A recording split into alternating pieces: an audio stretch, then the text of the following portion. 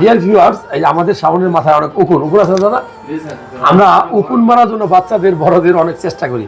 একটা ঘরোয়া পদ্ধতি শিখাবো, কয়েকটা জিনিস ব্যবহার করবেন। যেমন দেখেন আমি নিচ্ছি, এটা নিলাম একটু কি শ্যাম্পু, দেখেন একটু শ্যাম্পু নিলাম। এখানে একটু আদা আপনি বেটে নেবেন বা গুঁড়া করে নেবেন, আদার রস।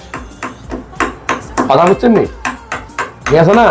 নিলাম, হ্যাঁ, এই যে আদার যে গুঁড়াটা নিলাম, এই অংশটা ধরে নিলাম। আমি জাস্ট দেখাই দিচ্ছি, আপনারা করবেন। এই আদা নিলাম, খেয়াল করবেন। তাহলে আদা দিলাম, শ্যাম্পু দিলাম, আর কি দিব? আর একটা গুরুত্বপূর্ণ উপাদান এখানে আছে, দেখেন, এই লেবুর রস। এই তিনটা জিনিস মিক্সড করবেন। আবার কেউ আবার কবিরাজ মনে করেন না, এগুলা দেশীয় পদ্ধতি, কাজে লাগবে, এটা তো বিষ না। খেয়াল করে দেখবেন। এই হয়েছে নি, মিক্সড হয়েছে নি, মিক্সড হয়েছে। এই আমরা মিক্সড করলাম। আপনার কাজ হবে, হ্যাঁ, এটা কি কাজ হবে?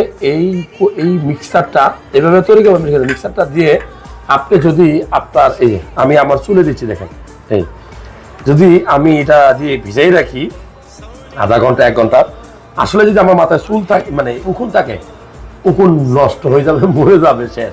উকুন মারার জন্য কত ওষুধ দিলে খাইলেন, কাজ হয় না। এটা করে দেখেন, ভালো লাগলে শেয়ার করবেন।